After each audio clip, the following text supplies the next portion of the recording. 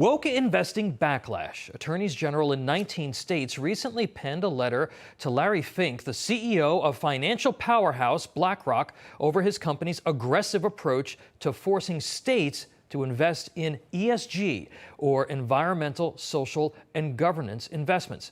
Are these investments what is best for taxpayer-funded pensions and your retirement?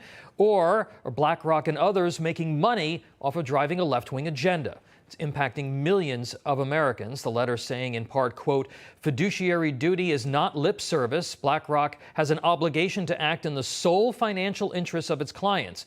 BlackRock's actions on a variety of government's objectives may violate multiple state laws, and the time has come for BlackRock to come clean on whether it actually values our state's most valuable stakeholders, our current and future retirees, or risk losses even more significant than those caused by its quixotic climate agenda.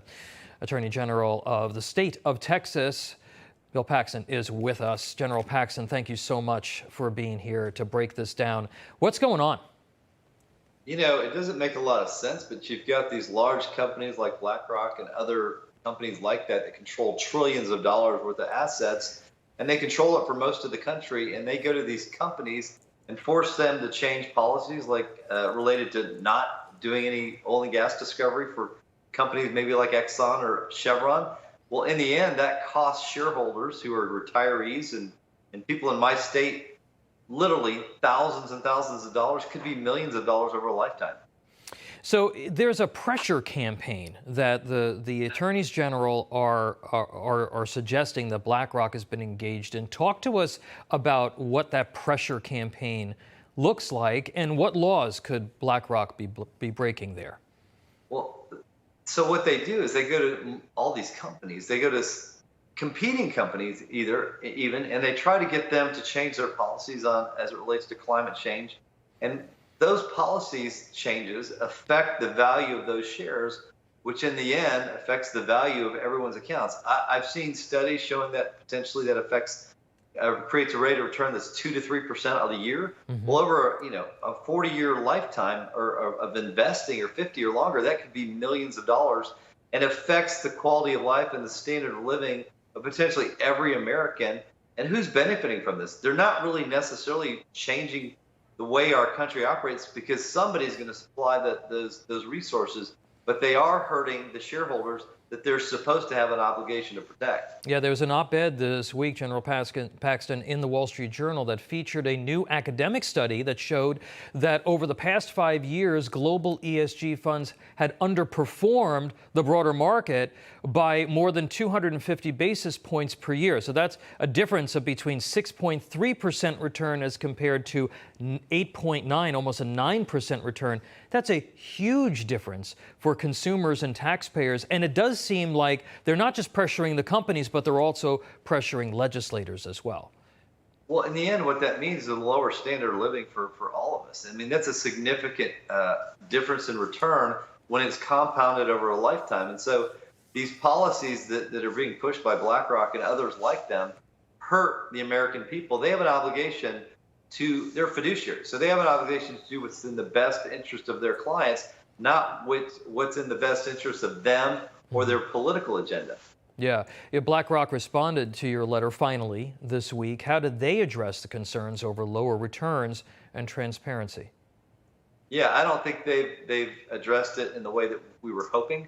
I think the reality is we're going to have to keep pushing them. We're going to start looking at our own state laws to potentially, we may end up having different lawsuits from different states, but I think that as attorney generals, our obligation is to our shareholders in our retirement accounts, to our retired teachers, to our other retired state employees, and each state is going to have to look at their laws, and they may have to go back to the legislature and address these issues, because in the end, it's our people that end up being hurt. There's a lot of money here, billions of dollars that's flowing around on this stuff.